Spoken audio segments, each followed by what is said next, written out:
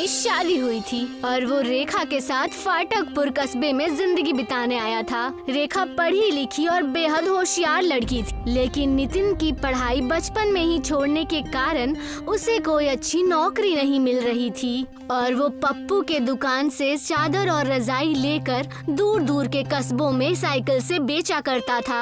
हमेशा अलग अलग कस्बों में चादर और रजाई बेचने के कारण कस्बे वाले नितिन को कोई इज्जत नहीं देते थे। इन सारी बातों से रेखा बेहद निराश हो गई।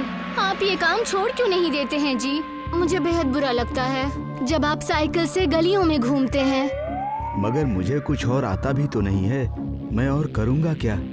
मुझे नहीं पता, लेकिन आप ये काम छोड़ दीजिए और कुछ और करना शुरू कर दीजिए। कुछ ऐसा कीजिए जिसमें मैं आपकी मदद कर सकूं। अरे मेरी जान, अगर मैंने साइकिल से चद्दर बेचना भी बंद कर दिया तो हम खाएंगे क्या और पहनेंगे क्या? मैं जानता हूँ कि तुम पढ़ी लिखी और ज़हीन औरत हो, मगर मैं तुम्हारी कमाई के भरोसे नहीं रहना चाहता। ये मेरे लिए शर्म की बात होगी। रेखा के कहने पर भी नितिन ने जिद नहीं छोड़ी और साइकिल से रजाई बेचने का धंधा शुरू रखा। एक दिन पप्पू ने नितिन को रजाई और चादर देने से मना कर दिया। नितिन, आज से तुम्हें मेरी दुकान से चद्दर और लिहाफ लेने की कोई जरूरत नहीं है। तुम अपने घर बैठ सकते हो। मगर जनाब, ऐसा क्यों कह रहे हैं आप? मैंने क्या गलती कर दी है? इसलिए कि तुम्हारे गांव-गांव चद्दर बेचने से मेरे पास काफी शिकायतें आ रही हैं और वैसे भी हमें दूसरा आदमी मिल गया है जिसे मैं अपनी चद्दर और लिहाफ दूंगा। वो उसे बेचकर मुझे तुमसे ज्यादा मुनाफा देगा। मुझसे ऐसी क्या गलती हो गई हुजूर? अगर आप ऐसा करेंगे तो मैं क्या करूंगा? इस काम के अलावा मैंने और कुछ किया भी नहीं है। मुझे दूसरी नौकरी मिलेगी भी नहीं। अब मैं इसमें तुम्हारी कोई मदद नहीं कर सकता। अपना ध्यान रखना। नितिन हताश और परेशान होकर अपने घर लौट आया। घर जाकर उसने सारी बातें अपनी बेगम रेखा को बताई।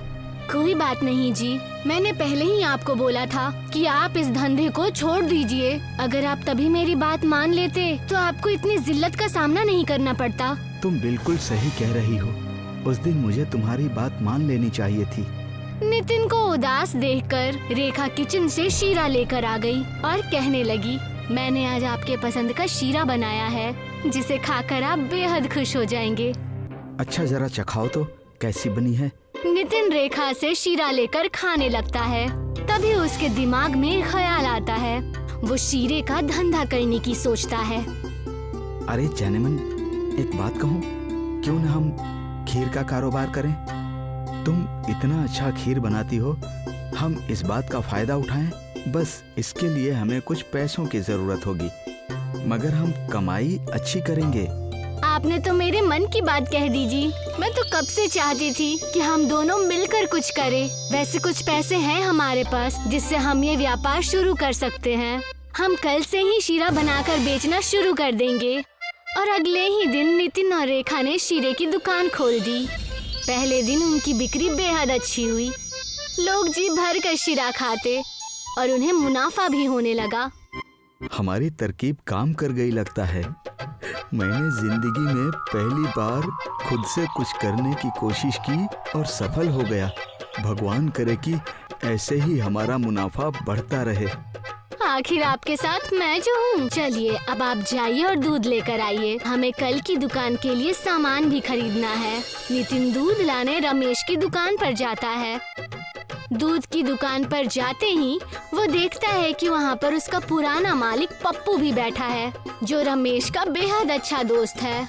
अरे नितिन भाई साहब, आइए, बताइए कितना दूध चाहिए?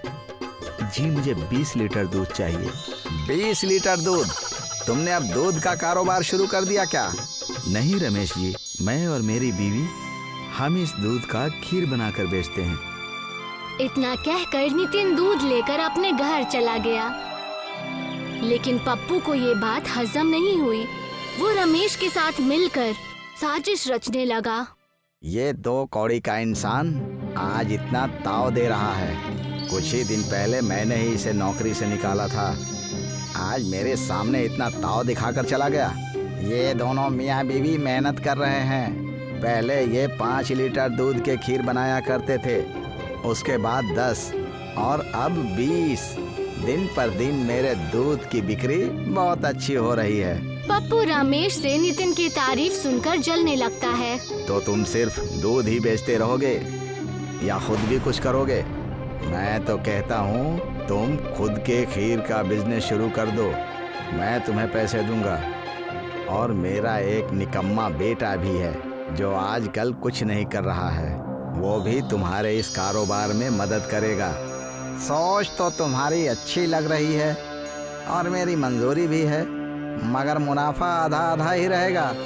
पप्पू के कहने पर रमेश उसकी बात मान गया और उसने पप्पू के बेटे राजू के साथ मिलकर एक खीर की दुकान शुरू कर दी और धंधा करने लगा। दुकान तो बेहद बड़ी थी, लेकिन ग्राहक बिल्कुल नहीं दिख रहे थे।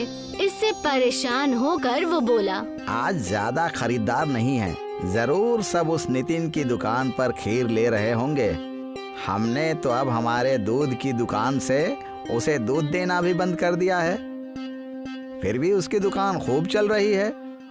क्यों न हम गांव भर में अफवाह फैला दें कि नितिन की दुकान की खीर मिलावटी और नकली है। वो नुकसानदायक चीजें खीर में डालकर बेचता है। मानना पड़ेगा, तुम आखिर हो अपने बाप के ही बेटे, कर लो जैसा तुम्हें ठीक लगे। राजू ने ठीक वैसा ही किया।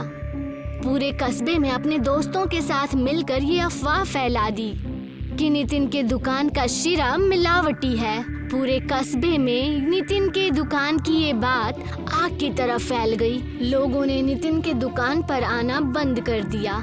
इस बात से फिर से नितिन परेशान हो गया। ये जरूर उस पप्पू और उसके बेटे राजू की चाल है, और इनका साथ रमेश भाई भी दे रहे हैं क्योंकि उन्हें इनसे मुनाफा हो रहा है। हमारे ग्राहक हमसे छीन रहे हैं जी। पता नहीं ये अफवाह हमारे बारे में कौन फैला रहा है। मेरे पास एक तरकीब है, क्यों ना हम पूरे कस्बे में ये बात फैला दें कि हम मिट्टी की खीर बना रहे हैं। मिट्टी की खीर, ये क्या है? मैं समझाती हूँ। लोगों को लग रहा है कि हम मिलावट कर रहे हैं। हम जोरों शोरों से अपने मिट्टी के खीर का विज्ञापन करेंगे, अपने मिट्टी के खीर की तशहीर करेंगे और हम मिट्टी के बर्तन में उन्हें खीर बनाकर सामने खिलाएंगे। इससे हमारा तशहीर भी हो जाएगा और हमारी दुकान भी चल जाएगी। तो देर किस बात की, मैं अभी से ही इसका सारा बंदोबस्त करना शुरू कर देता हूँ। रेखा के ऐसा कहने के मुताबिक नितिन ने पूरे गांव में तशहीर की। मिट्टी के खीर की चर्चा पूरे कस्बे में होने लगी। लोग दूर दूर से मिट्टी का खीर देखने के लिए आने लगे। जब लोगों ने मिट्टी के खीर को देखा तो लोग दंग रह गए और नितिन की दुकान से खीर लेकर खाने लगे। लोगों को इतनी मोहब्बत से खीर खाते हुए देख रेखा बोलती है, खीर में मिट्टी के सारे गुण हैं। ये खीर हमारे लिए बेहद सेहतमंद है और हमें ताकत भी देती है और साथ ही साथ कैल्शियम और विटामिन्स भी देती है। जाने मन, आखिर तुम्हारी समझदारी काम आ ही गई। क्या अभी?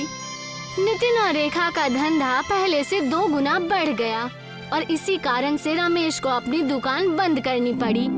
पप्पू और उसका बेटा राजू मानो हंसना ही भूल गए और इधर दोनों शौहर और बेगम खुशी खुशी रहने लगे। एक गांव में पुष्पा नाम की बेहद लालची औरत मिठाई की दुकान चलाती थी। पुष्पा स्वभाव से बेहद क्रूर और लालची थी। एक दिन पुष्पा की दुकान पर रबड़ी बनाने वाला मोहन उसकी दुकान पर थोड़ी देरी से आया। मोहन, तू अब आया है दुकान पर? देरी से आने के लिए मुझे माफ कीजिए पुष्पा जी, मेरी बीवी की तबीयत बहुत खराब है।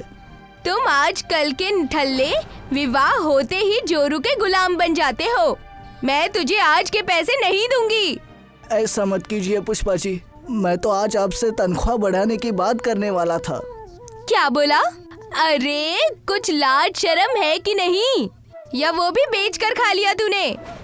एक बात कान खोल कर सुन ले, मैं तेरे सैलरी में एक फूटी कौड़ी भी नहीं बढ़ाऊंगी।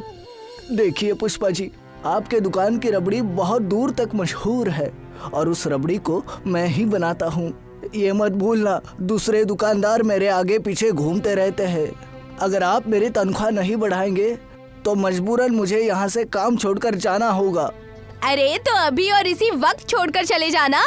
अरे तुझे क्या लगता है मेरे दुकान की रबड़ी तेरी वजह से मशहूर है?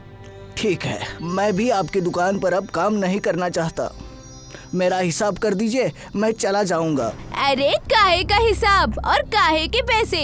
एक फूटी कौड़ी नहीं दूंगी। जो भी करना है कर ले। मोहन ने बहुत कोशिश की। मोहन आंखों में आंसू लिए हुए दूसरे हलवाई की दुकान सुरेश की दुकान पर चला गया। मैं जानता हूँ मोहन कि पुष्पा एक बेहद लालची और क्रूर औरत है। वो तुझे पैसे नहीं देगी। तूने जैसे ही उससे तनख्वाह बढ़ाने की बात की तो उसने तुझे काम से निकालने का बहाना बना दिया और बेईमानी करने का भी। मैं पिछले 5 साल से उसकी दुकान पर काम कर रहा था और इन 5 सालों में मैंने कभी भी उन्हें शिकायत करने का मौका नहीं दिया। मैं रबड़ी बहुत अच्छी बनाता हूँ।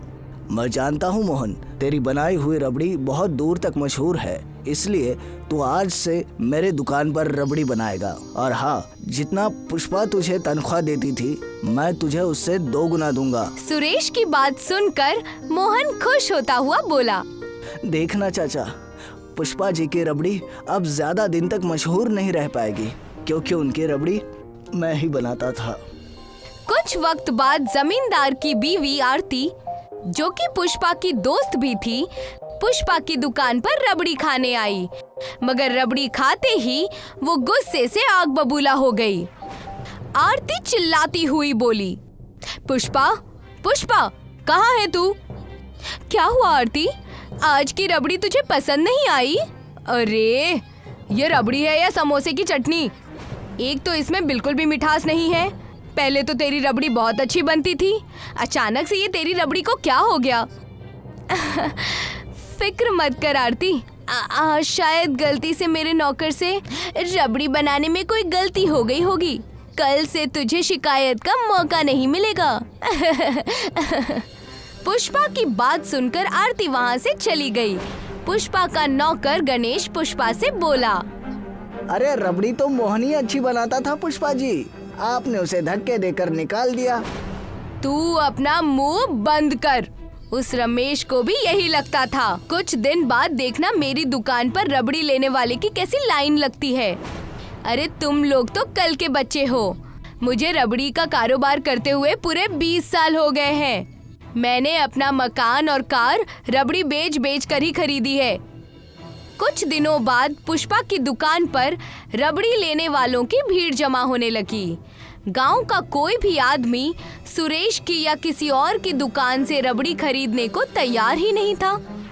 पुष्पा की दुकान को छोड़कर गांव की सभी दुकानों पर कुत्ते लौटने लगे।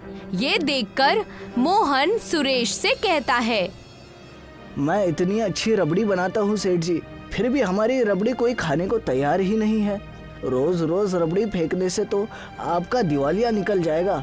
मैं भी यही सोच रहा था मोहन, लगता है मुझे कुछ दिनों के लिए अपनी दुकान बंद करनी पड़ेगी। मैं कुछ समझा नहीं सेठ जी, आप कहना क्या चाहते हैं?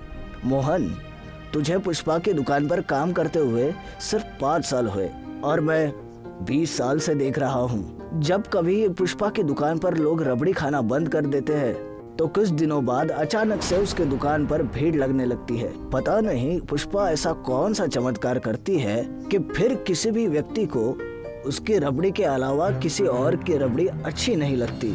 अब क्या होगा सेठ जी? अब तो मालिक ही हमारी मदद कर सकते हैं।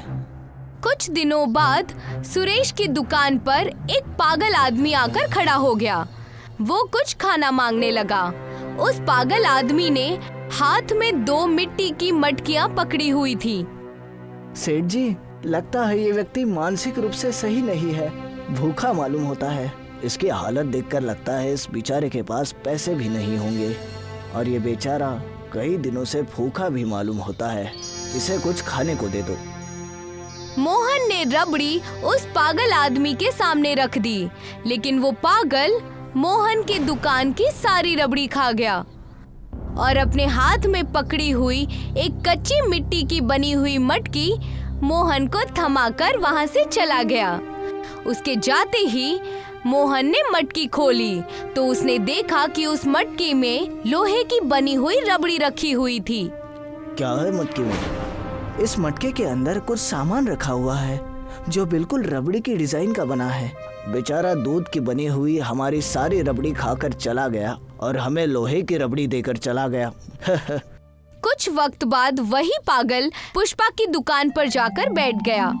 दिनेश ने पुष्पा की नजर से छुपकर कुछ रबड़ी उस पागल को खिलाई। रबड़ी खाकर पागल वहाँ से जाने ही वाला था। अरे कहाँ जा रहे हो? रबड़ी खाई है तो पैसे देकर जाओ। जाने दीजिए पुष्पा जी, बेचारा पागल है। अरे पागल है तो क्या हुआ? मैंने पागलों को मुफ्त में खिलाने के लिए ढाबा नहीं खोल रखा। और ये इसके हाथों में क्या है? हाँ? पुष्पा ने उस पागल के हाथ से मटकी छीन ली। पुष्पा ने जैसे ही उस मटकी को खोला तो उसकी आंखें फटी की फटी रह गईं। उस मटकी के अंदर रबड़ी के आकार के हीरे जगमगा रहे थे, लेकिन कुछ ही क्षणों में पुष्पा के हीरों की मटकी लोहे और कंकड़ की मटकी में बदल गई और वहीं दूसरी ओर मोहन की मटकी हीरे की रबड़ी में बदल गई।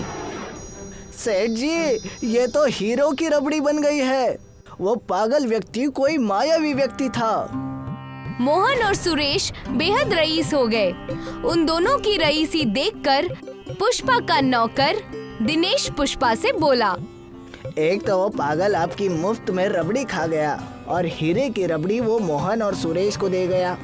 मुझे लगता है उस हीरो की रबड़ी पर आपका अधिकार था। ये सुनकर पुष्पा गुस्से से आग बबूला हो गई। वो तुरंत कुछ गुंडों को लेकर सुरेश और मोहन की दुकान पर जाकर उनसे मारपीट करने लगी। कुछ वक्त बाद वहाँ गांव के लोगों की भीड़ इकट्ठी हो गई और पुलिस भी, जो कि पुष्पा के ही पक्ष में थी। उस पागल ने जो हीरो की रबड़ी तुम दोनों को दी थी वो मेरी थी। गलती से वो कंकड़ की रबड़ी मुझे देकर चला गया। यह बिल्कुल गलत है। अपना मुंह बंद कर और सीधी तरह से मेरी हीरे की रबड़ी वाली मटकी वापस कर। पुष्पा उन दोनों से बुरी तरह से झगड़ा करने लगी। तभी वहाँ पर वही पागल आ गया। मैंने सोचा था कि तुम्हारा लालच अब समाप्त हो गया, पर वक्त के साथ तुम्हारा लालच और बढ़ गया है। पुष्पा उस पागल आदमी की आवाज को पहचानती थी। वो उसके शौहर की आवाज थी, जो कि सालों पहले खो चुका था। गांव वालों, 20 साल पहले मोहन के पिता को कोयले के खान में हीरे मिले थे। उस बेचारे ने मुझे अपना समझकर वो हीरे एक रात के लिए मेरे पास रख दिए थे। मेरी बीवी पुष्पा एक लालची औरत थी। 20 साल पहले एक हादसे में मेरी और मोहन के पिता की जान चली गई। तब से मैं मोहन को ये हीरे देने के लिए तरस रहा था, लेकिन पुष्पा के कारण मैं नाकामयाब रहा और मुझे पता था कि मुझे पुष्पा का लालच ही यहाँ खींच लाएगा। इतना कहकर अचानक वो पागल गायब हो गया। पुलिस ने पुष्पा को अरेस्ट कर लिया। पूछताछ के दौरान पुष्पा ने अपना जुर्म कबूल कर लिया। अदालत ने पुष्पा को उम्र कैद की सजा सुना दी। ये अफसाना है मुंबई के भिंडी बाजार का। हबीब अपने खानदान के साथ एक चौल में रहता था। अब्बा, आप आते वक्त मेरे लिए चॉकलेट लाना और मेरे लिए नमकीन। ठीक है बेटा, लेकिन एक शर्त पे। मेरे लौटने तक तुम अपनी अम्मी को परेशान नहीं करोगे, वादा करो। ठीक है अब्बा, हम अम्मी को जरा भी परेशान नहीं करेंगे। हाँ। अली और ईरम हबीब और रुखसाना की जिंदगी थे। उनके माली हालत अच्छे नहीं थे, लेकिन वो दोनों अपने बच्चों को अच्छी से अच्छी सहूलियतें देना चाहते थे। इसलिए अली और ईरम का दाखिला भी अंग्रेजी मीडियम स्कूल में करवाया था। अच्छे से पढ़ाई करना। जी अम्मी, बाय। बाय बाय अम्मी। रुखसाना घर का काम करने के साथ साथ टिफिन बनाकर भी फरोख्त किया करती थी। वो घर संभालने में हबीब की मदद किया करती थी। एक शाम हबीब मायूस होकर घर लौटा। क्या बात है? मुझे काम से बर्खास्त कर दिया है। ये कहिए कि ऐसा क्या हो गया? कंपनी का मुनाफा कम हो रहा था, इसलिए मेरे साथ कई और सेल्समैन को भी बर्खास्त कर दिया गया। या अल्लाह, आप ज्यादा फिक्र मत कीजिए, आपको जल्द ही दूसरी मुलाजमत हासिल हो जाएगी। अल्लाह मेहरबान है। हाँ, अगले रोज से हबीब नई मुलाजमत की तलाश में दुकानों में भटकने लगा। सुबह से शाम हो गई, लेकिन उसे कहीं भी कोई मुलाजमत नहीं मिली। या अल्लाह, मेरी मदद कर। मुलाजमत के बगैर मेरा घर कैसे चलेगा? बच्चों की स्कूल की फीस, ऊपर से रमजान आने वाला है। ये कैसी मुसीबत में फंस गया मैं। हबीब परवरदिगार से दुआ मांग रहा था कि उसे जल्दी मुलाजमत हासिल हो जाए, और घर पे रुखसाना भी यही दुआ मांग रही थी। हबीब घर लौटा। क्या हुआ? क्या आपको कोई मुलाजमत हासिल हुई? नहीं, कई दुकानें और कंपनियां घूम ली, कोई मुलाजमत हासिल नहीं हुई। हर जगह काम के लिए मारा मारी है। वो तो है, लेकिन इंशाअल्लाह आपको जल्द ही मुलाजमत हासिल होगी। रुखसाना और हबीब दोनों परेशान थे।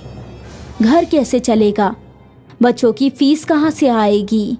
यही सवाल उन्हें परेशान कर रहा था। अगले रोज हबीब कंपनी में काम की तलाश में गया। क्या आपके यहाँ कोई सेल्समैन की जॉब है? नहीं नहीं, यहाँ कोई जगह खाली नहीं है। ठीक है। हबीब के हाथों में बस मायूसी ही आ रही थी।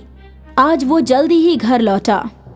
हर जगह काम तलाश लिया, कहीं भी कोई काम नहीं है। समझ में नहीं आ रहा कि क्या करूं। अगर हम कोई कारोबार करें तो? कैसा कारोबार? वैसे भी रमजान आने वाला है। अगर हम कोई चीज बनाकर फरोख्त करें तो? कोई भी ऐसी चीज जो रमजान में फरोख्त हो। रमजान में सेवइयां बहुत फरोख्त होती हैं। हाँ, और मुझे सेवइयां बनाने का इल्म है। कम से कम कुछ पैसे तो आएंगे, और बच्चों की स्कूल की फीस वक्त पे चली जाएगी। हाँ। अगले ही रोज से रुखसाना ने घर में सेवइयां बनाना शुरू कर दिया। इतनी सारी सेवइयां? हाँ, कुछ लोग भुने हुए सेव खरीदते हैं और कुछ लोग कच्ची। कुछ सफेद खरीदते हैं तो कुछ नारंगी। तो मैं हर किस्म की सेवई बना रही हूँ। अच्छा है, मैं भी तुम्हारी मदद कर देता हूँ। अम्मी, हम भी मदद करेंगे। हाँ हाँ, इसी बहाने तुम दोनों भी सब कुछ सीख जाओगे।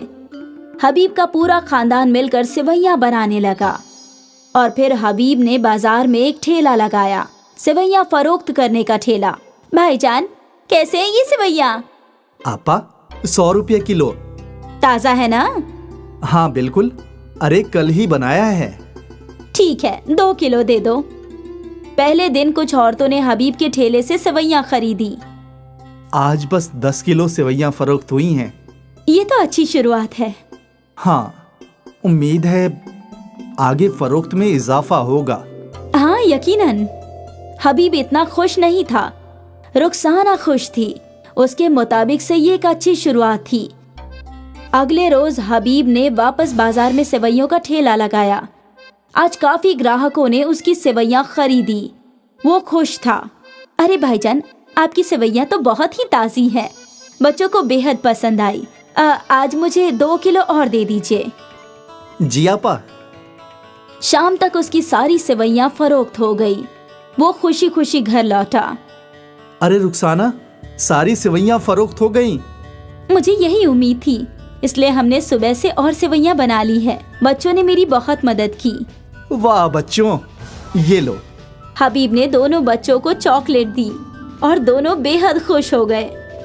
आज इतने दिनों बाद पूरा खानदान खुश था।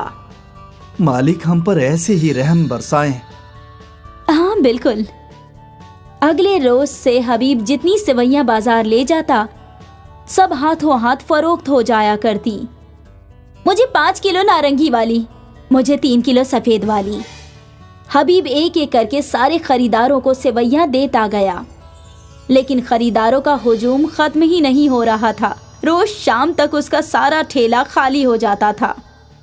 शुक्रिया मेरे मालिक। और अब हबीब की आमदनी में इजाफा हो गया। वो पैसों की गड्डी देखकर खुश था। हमें अपने इस कारोबार को बढ़ाना चाहिए। मैं सोच रही हूँ दूसरी ख्वातीन को भी काम पे रख लूँ।